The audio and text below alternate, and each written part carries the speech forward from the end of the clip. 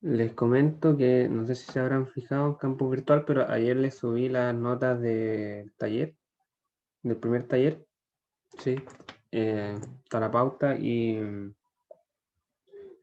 las notas para que lo revisen. Las notas de las pruebas aún no las tengo.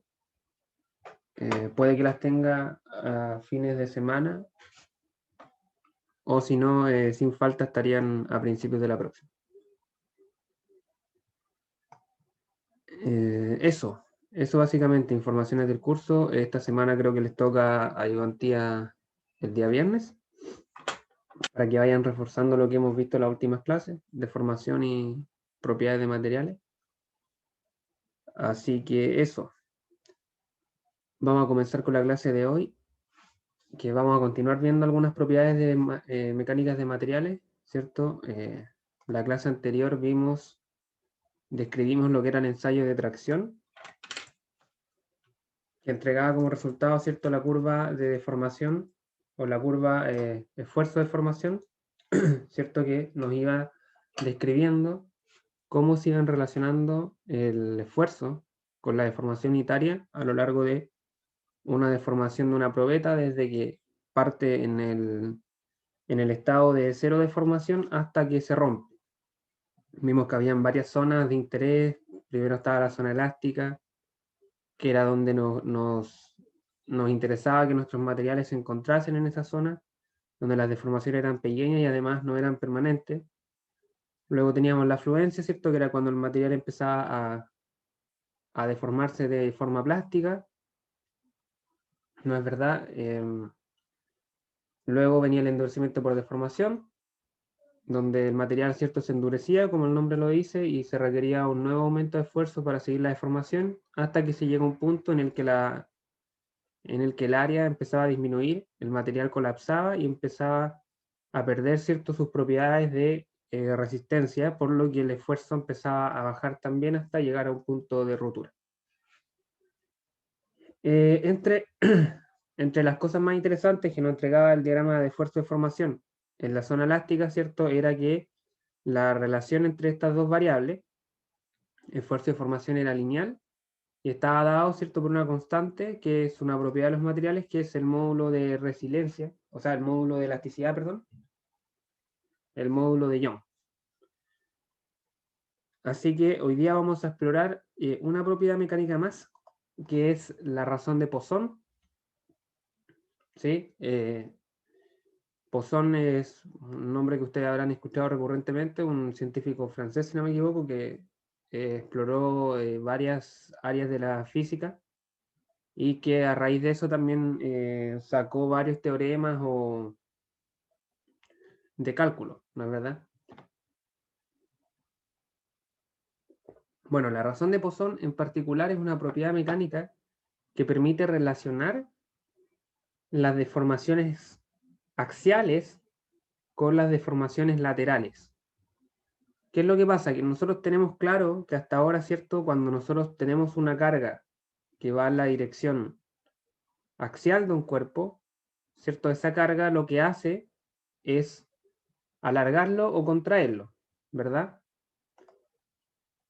Dependiendo del sentido que esta carga tenga, ¿cierto? Si la carga es de compresión, como en el primer dibujo de la diapo, ¿cierto?, como estas dos cargas que son compresivas, entonces el material tiende a contraerse, ¿cierto?, que sería la línea punteada que vemos en el mismo dibujo. Caso contrario, si las cargas son tensionantes, es decir, si van hacia afuera, como en este caso, y en este caso el elemento tiende a alargarse, ¿cierto?, se elonga. ¿Qué es lo que pasa? Que siempre que hay una deformación en una dirección, digámoslo así, en este caso, en el eje X, que coincide con el eje axial de la barra, eso siempre va de la mano, va acompañado con deformaciones en las otras dos direcciones, o deformaciones laterales, deformaciones en la dirección X, o sea, la dirección Y, y en la dirección Z. ¿Ya? Esas deformaciones que no están en la dirección de la carga, las vamos a denominar deformaciones laterales. Y son contrarias al sentido de la deformación axial. O sea, si la deformación axial es de compresión o contracción, es decir, disminuye la longitud, lateralmente las dimensiones aumentan, ¿sí? Aquí podemos ver en el primer dibujo hay una contracción en el eje X, o sea, una disminución del largo en X, pero eso va a conllevar un alargamiento en las direcciones de Y y en las direcciones de Z, que insisto en la línea punteada que se ve en el dibujo.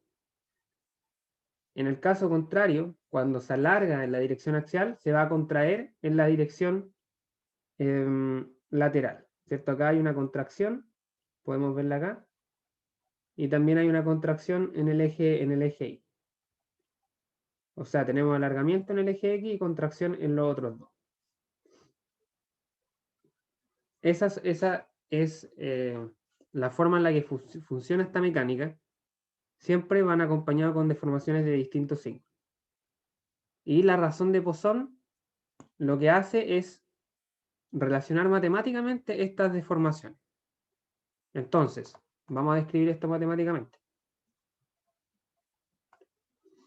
Tenemos, basándonos en el ejemplo de la diapo anterior, cuando se aplica una carga P, ¿cierto?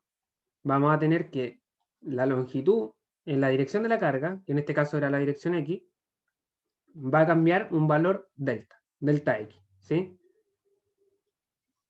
Eso va acompañado de deformaciones también en las direcciones laterales y Z, que en este caso sería, por ejemplo, el ancho y el espesor.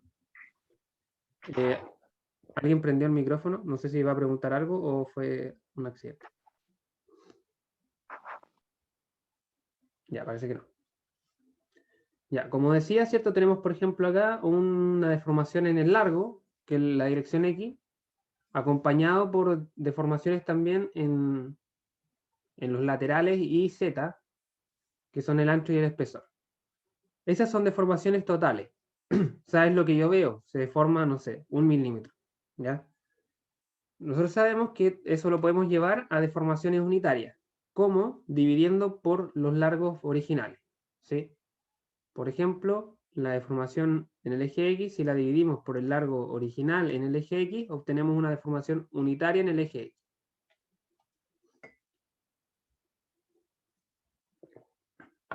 Que la vamos a llamar deformación longitudinal, porque está en el eje longitudinal, y las otras dos la vamos a llamar deformación en el eje lateral, en los ejes laterales. Entonces, ahora sí viene la propiedad de la razón de Poisson. Este científico descubrió, ¿cierto?, experimentalmente, que dentro del rango elástico, y ojo, dentro del rango elástico, es decir, antes del límite de fluencia, la razón entre las deformaciones longitudinales y laterales es constante, es decir, son proporcionales. Y la constante de proporcionalidad se llama razón de Poisson y se denomina con esta letra griega que es como una B corta, que se llama nu. Y tiene un valor numérico que es único para cada material. O sea, es una propiedad del material. Cada material va a tener su propia razón de Poisson. Siempre y cuando el material sea homogéneo e isótropo. ¿Ya? Entonces, esta es la definición de la razón de Poisson. Es una razón entre la deformación unitaria lateral y la deformación unitaria longitudinal. Y ojo acá que es la razón entre las deformaciones unitarias, ¿ya? No las deformaciones totales, ¿ya? Esto se los digo porque es un error súper común pensar que esta es ¿cómo se llama? Una razón entre los delta, entre delta X y delta Y, y eso está mal. Es una relación entre las deformaciones unitarias, entre las E, por decirlo así, E sub X y E sub Y. Eso está bien. No con las deformaciones totales, deformaciones unitarias. Entonces, en la práctica, para el ejemplo que estamos analizando, tendríamos, cierto, que la deformación longitudinal está en X, así que tendríamos el mismo coeficiente de Poisson para las otras dos deformaciones, para la deformación en Y y para la deformación en Z. Si el material es homogéneo e isótropo, esta variable, la nu, ¿cierto? La razón, tiene el mismo valor en las dos direcciones, en la dirección Y y Z. Hay materiales que no son isótropos, son anisótropos, presentan anisotropía, y en ese caso es probable que tengan coeficientes distintos para la dirección Y y para la dirección Z, ¿vale? Eso generalmente sucede con materiales que son fibrosos, que tienen fibra, ¿cierto? Pero los metales, que son los materiales que más nos interesan acá, generalmente son isótropos, así que esto valdría lo mismo. Ya, el signo negativo que tiene esta fórmula,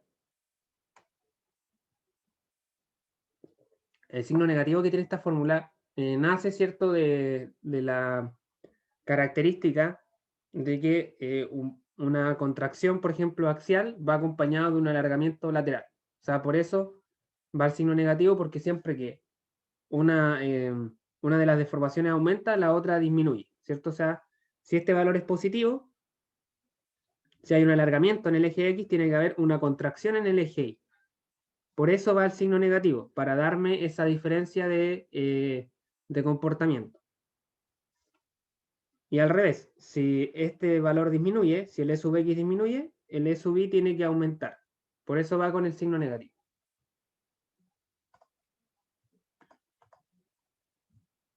¿Qué más comentar, cierto? Bueno, las deformaciones laterales, como mencionaba, para materiales isótropos son iguales. Sin embargo, las deformaciones totales no tienen por qué ser del mismo valor, ¿ya? Eso va a depender del largo inicial que se tenga en cada dirección. Otra característica importante es que la razón de Poisson es adimensional, ¿cierto? Es adimensional porque es una razón entre dos variables que tienen la misma unidad, y generalmente es una fracción que está entre 0 y 1, ¿sí? Entre 0 y 1, claro, siempre 0,3 o 0,4.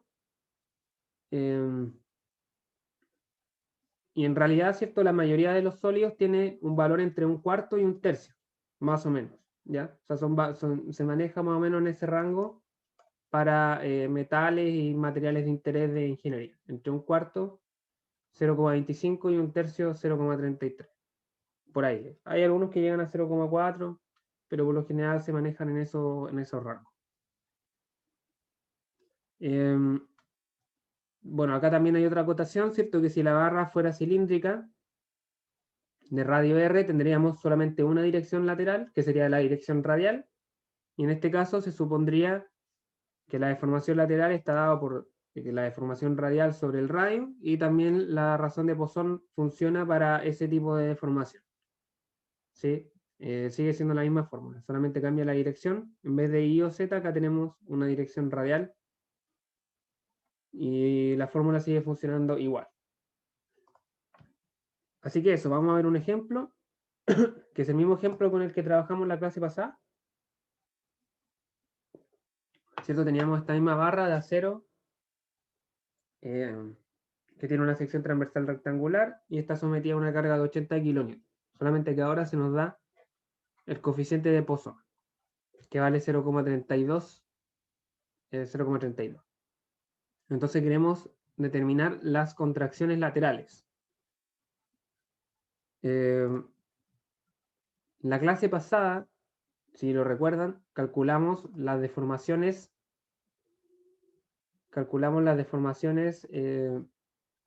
o la deformación longitudinal, ¿cierto? Teníamos el gráfico del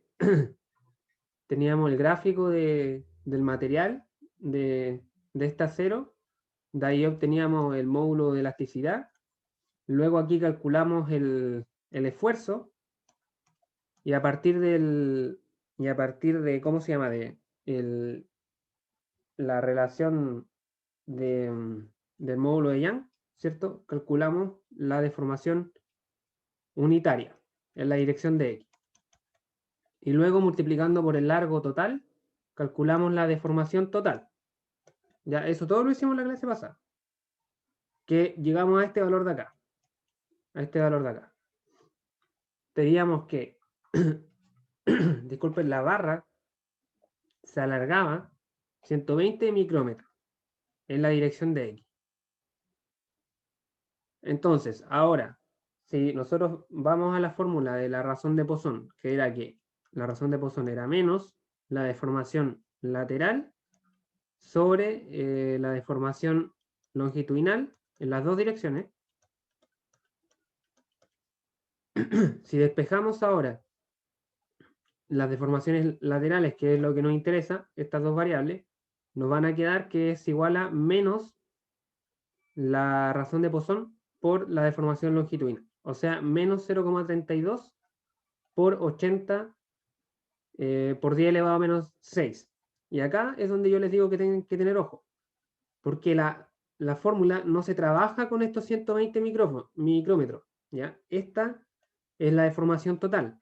En la fórmula se pone la deformación unitaria, los 80 por 10 elevado a menos 6. ¿Ya? Y ahí se multiplica por el coeficiente de Poisson con signo negativo para que me cambie la dirección de la deformación y me da este valor de acá. Una deformación unitaria de menos 2,56 por 10 elevado a menos 6. El signo menos indica que en estas dos direcciones va a haber una contracción, ¿ya? Una contracción. Este era positivo porque en esta dirección había un alargamiento. Y esta deformación unitaria es válida para los dos sentidos, para las dos direcciones, para Y y para Z. Tiene el mismo valor, pero es unitaria.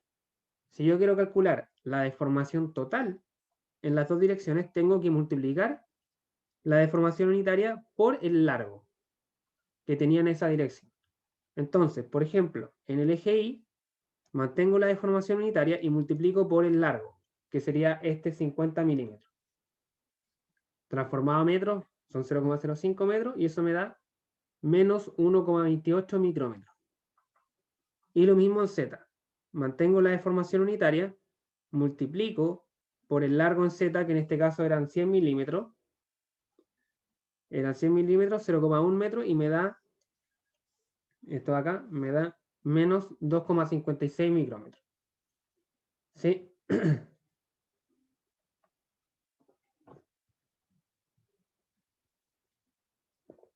Entonces, de esta manera tenemos completamente descrito cómo cambian las longitudes de esta barra.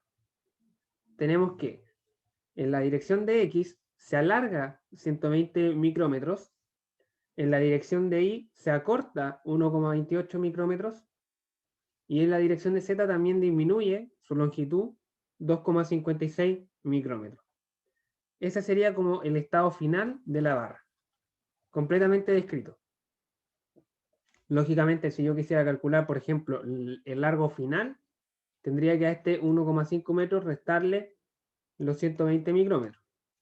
O sea, sumarle, perdón, porque es alargamiento, micrómetros. Lo cual, 120 micrómetros al lado de 1,5 metros es bastante poco.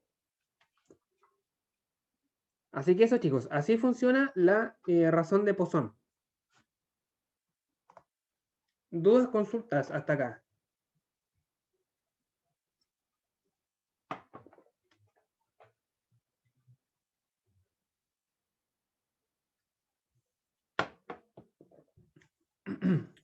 ¿Va a haber un ejemplo para el caso rotacional? ¿Al caso rotacional o te refieres al caso radial, supongo, ¿no? Eso sí, eso. No, no tengo un ejemplo preparado acá, lamentablemente. No tengo un ejemplo preparado, pero no sé si en la ayudantía hay... No, creo que me refería a eso que mostró recién. ya. Sí, este es otro tema en realidad, pero voy a ver si en el material de ayudantía hay alguna barra cilíndrica, o sea, esto mismo, pero con una, ¿cómo se llama? Con una sección transversal cilíndrica. Y el cálculo es similar, ¿cierto? Solamente que acá, por ejemplo, yo tengo el radio como, dirección, ¿cierto? Como dirección lateral. Entonces, por ejemplo, si el radio valiera, supongamos que esta barra tiene las mismas dimensiones, 1,5 metros, y supongamos que el radio mide, digámoslo, 40 milímetros, el cálculo sería exactamente el mismo, o sea, la deformación longitudinal me daría igual, este resultado seguiría siendo el mismo. Lo que cambiaría acá es que estaríamos calculando una deformación unitaria en la dirección radial, ¿sí? Y me daría también el mismo resultado, porque sería la misma variable.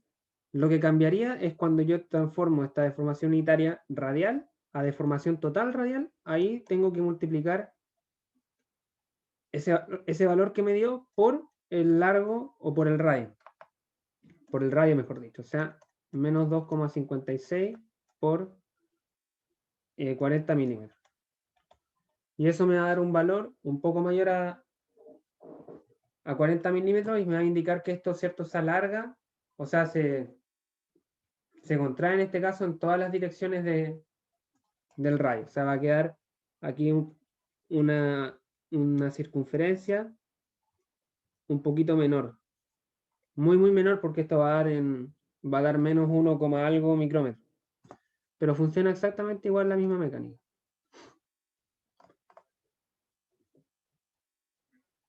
Gracias.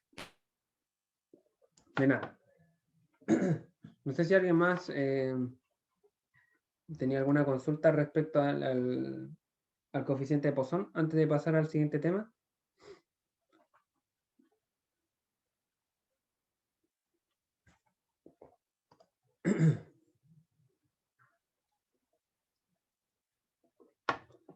Bueno, como hemos descrito hasta acá, el diagrama de esfuerzo de formación unitaria, ¿cierto?, para cargas axiales o para esfuerzos normales, ¿cierto? Ahora vamos a ver que existe un diagrama que es muy similar, pero que se utiliza para esfuerzos y deformaciones cortantes, ¿ya? Nosotros ya hemos definido estas dos variables. Definimos el esfuerzo cortante, ¿cierto?, que es cuando una carga ya no es perpendicular al área, sino que es tangencial a esta, como estas dos cargas que hay acá. Y también vimos que eso produce una deformación cortante o un deslizamiento, un cizalle, ¿cierto? Que lo que hace es que la figura se distorsione. O sea, en vez de provocar un alargamiento o una contracción, un cambio de tamaño, lo que provoca es un cambio de forma porque provoca, ¿cierto?, que las capas deslicen una respecto a la otra. Y eso se cuantifica, ¿cierto? Se lleva a la matemática a través de una deformación angular, que es esta variable de acá, este angulito de acá, que me describe el cambio en el ángulo entre dos fibras que al principio eran perpendiculares, ¿cierto?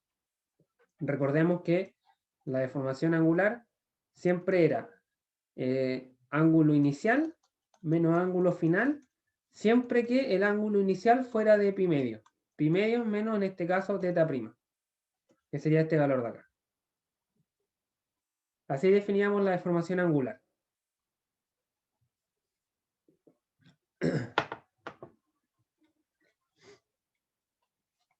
Entonces,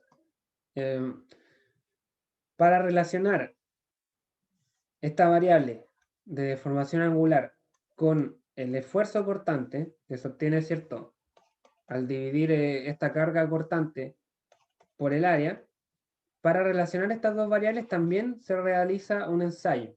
Igual como se hacía el ensayo de tracción, aquí lo que se hace es un ensayo de torsión, ¿sí? Un ensayo de torsión, o sea, se pesca una probeta y se tuerce, porque eso genera esfuerzos cortantes, ¿ya? Eso lo vamos a ver más adelante. En todo caso, si vamos a ver la torsión, vamos a ver cómo se generan los esfuerzos cortantes en torsión. Por ahora necesito que me crean nomás que cuando hay torsión hay esfuerzos cortantes, entonces se puede ir torsionando poco a poco una probeta e ir graficando los valores de deformación angular versus esfuerzo cortante, ¿ya? Haciendo mediciones, ¿cierto? En cada tramo se va midiendo el esfuerzo torsor, o sea, el momento torsor, el torque que se le va aplicando a a la probeta y también se va midiendo un ángulo, que es el ángulo de giro o el ángulo de torsión generado.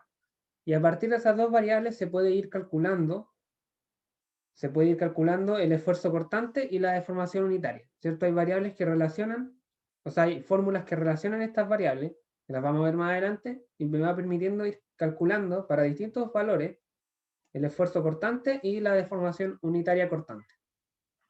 Y se va obteniendo un gráfico.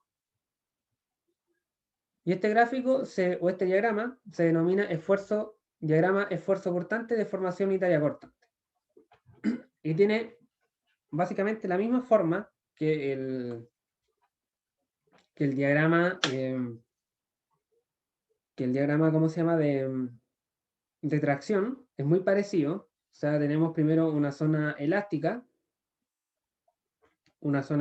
¿cierto? Y lineal, en la cual las dos variables se relacionan proporcionalmente y donde las deformaciones son no permanentes, ya que sería la zona hasta acá.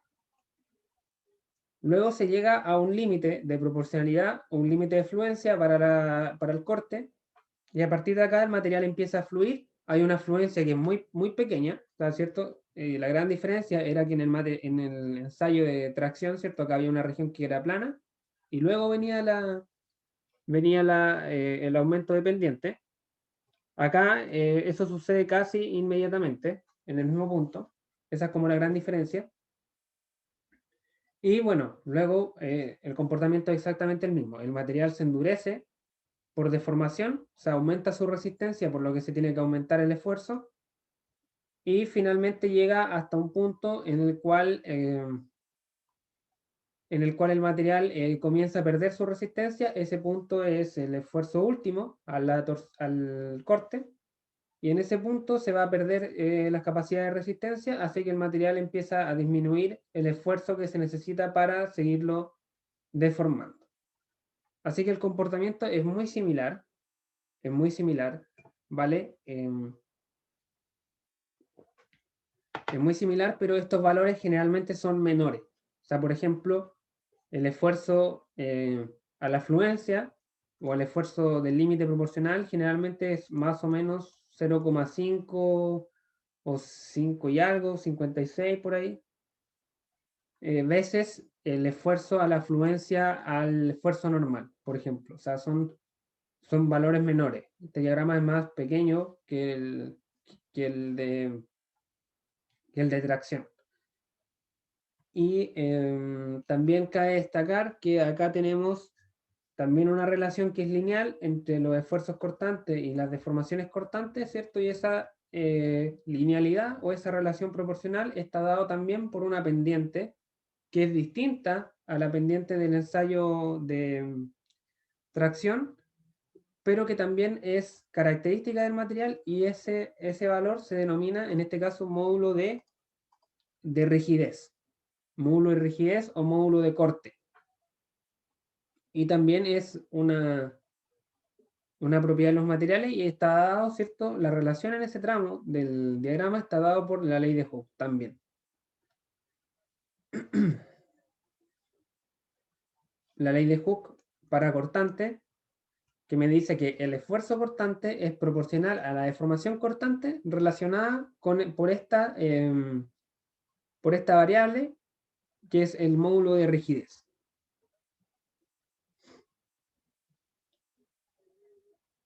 ¿Cierto? Su valor se determina con el diagrama, como la pendiente, ¿cierto? Se calcula la pendiente simplemente tomando 2 puntos de la recta. Haciendo la proporción se calcula el módulo de rigidez.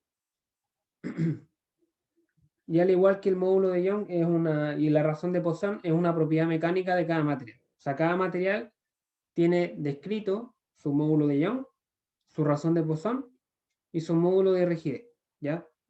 Cada uno tiene su propio valor. Y las unidades también del módulo de Young, o sea, del módulo de rigidez, son las mismas que la del módulo de Young. O sea, es unidad de esfuerzo, porque la deformación cortante es adimensional. ¿Sí? O sea, se mide, por ejemplo, en PSI o Pascal.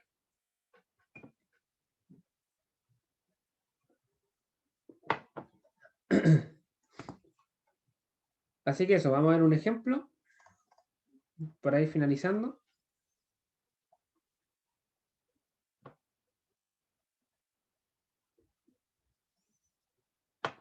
Tenemos acá un elemento, una aleación de titanio, que tiene el siguiente diagrama de esfuerzo cortante de formación angular unitaria.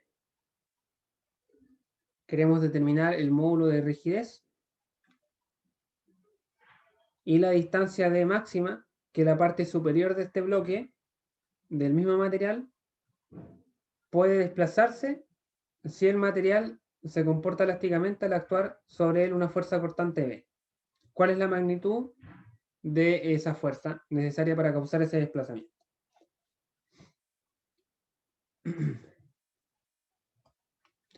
Así que bueno, lo primero que tendríamos que hacer es determinar el valor de la fuerza, perdón, del módulo de rigidez de nuestro diagrama.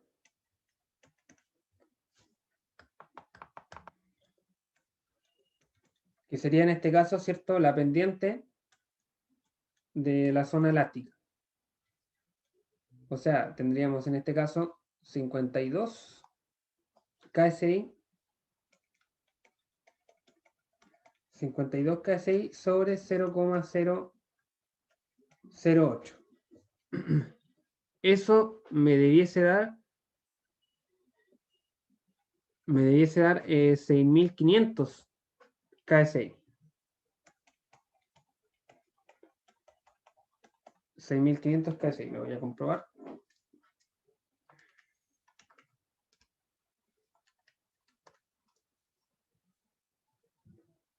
Sí, 6.500 KSI. Ese sería el módulo de rigidez, que es una propiedad del material. O sea, el material viene con esta propiedad descrita.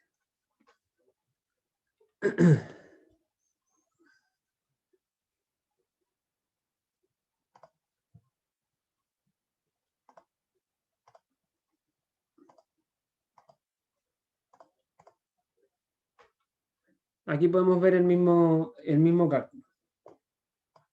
¿Cierto? Vemos los 52 KSI divididos en la deformación angular, que como es en radianes, en realidad es adimensional, entonces me da 6.500 KSI.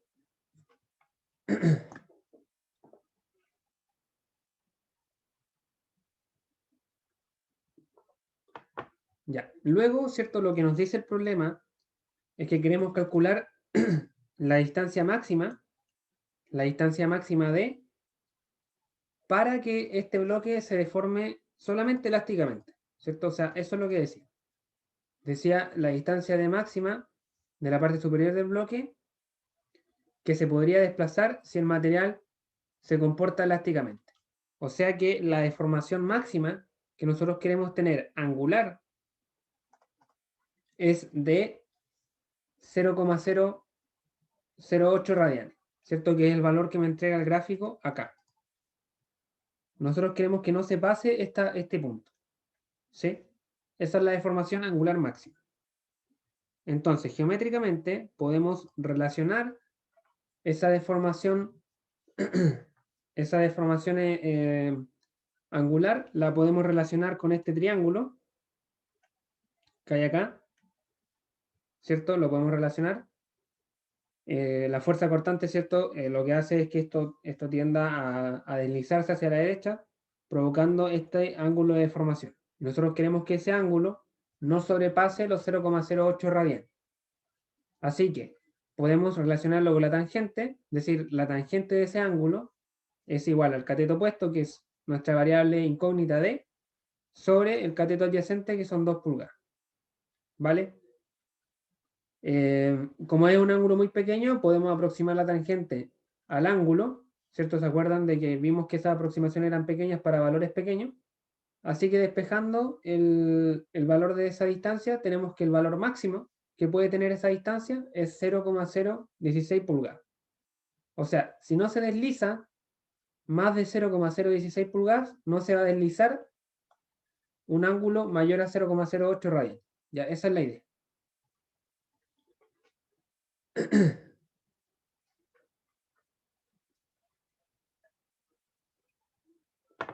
Y ahora para calcular el esfuerzo cortante promedio, correspondiente a esa deformación angular, volvemos a ir al gráfico.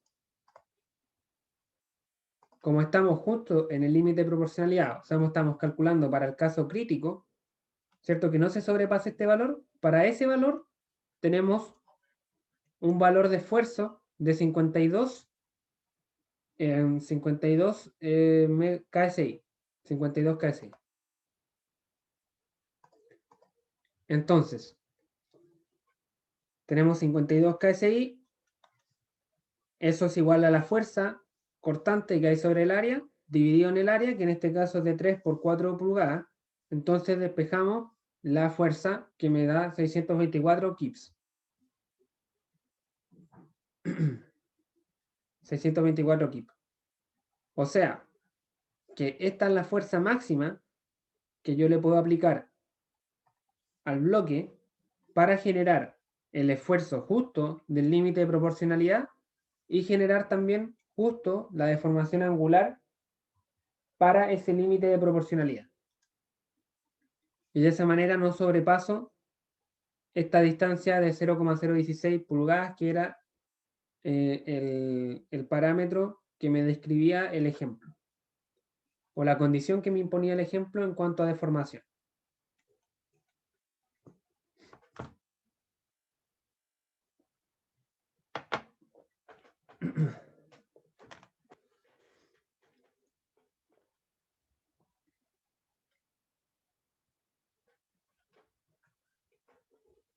Dudas, consultas con este problema, chicos.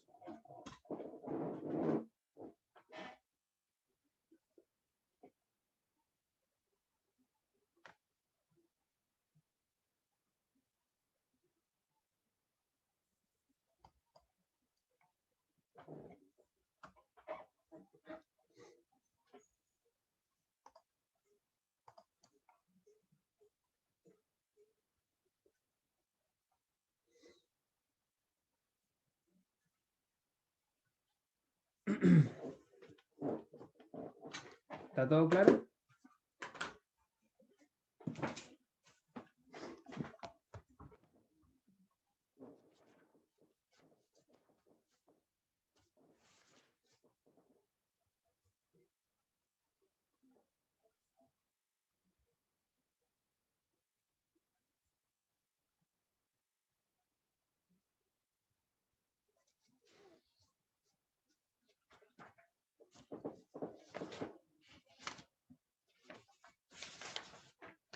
Bueno, chicos, en realidad la clase de hoy era eso nomás. Creo que anduvimos súper rápido. Quizás podría haber puesto otro ejemplo, pero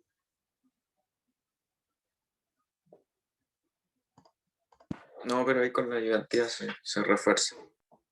sí, correcto. Así que bueno, chicos, si no hay más dudas, lo dejamos hasta acá. Y Yo tengo una duda, profe, pero no es de esta materia en particular, pero es para el segundo taller todavía no hay fecha ni temario, ¿cierto? no, todavía no hay fecha y temario, pero ahora que lo preguntas, yo creo que Digo, podríamos... era para confirmar, ¿no? Sí. Yo tengo planeado hacer un taller más o menos,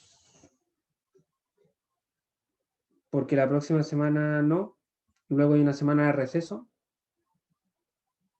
Sí, la última de mayo. Sí.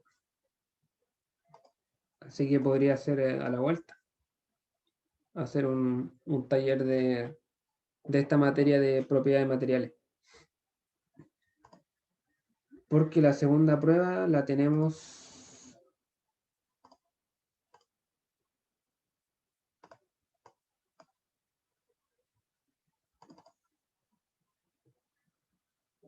La segunda El prueba, 15 de junio.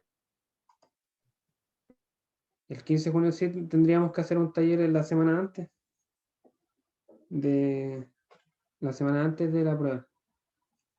Podría ser esa semana del 8, del 7, 9 de junio. Sí. Porque los talleres, el anterior lo hicimos el día miércoles. Tendría que ser el miércoles 9. El miércoles 9. Yo creo que ahí lo vamos a dejar. La idea es que hagamos 4 talleres en el semestre. 4 talleres y sacamos la nota con 3. Ya, o sea, el cuarto sería como recuperativo para el que quiera reemplazar alguna de las otras 3.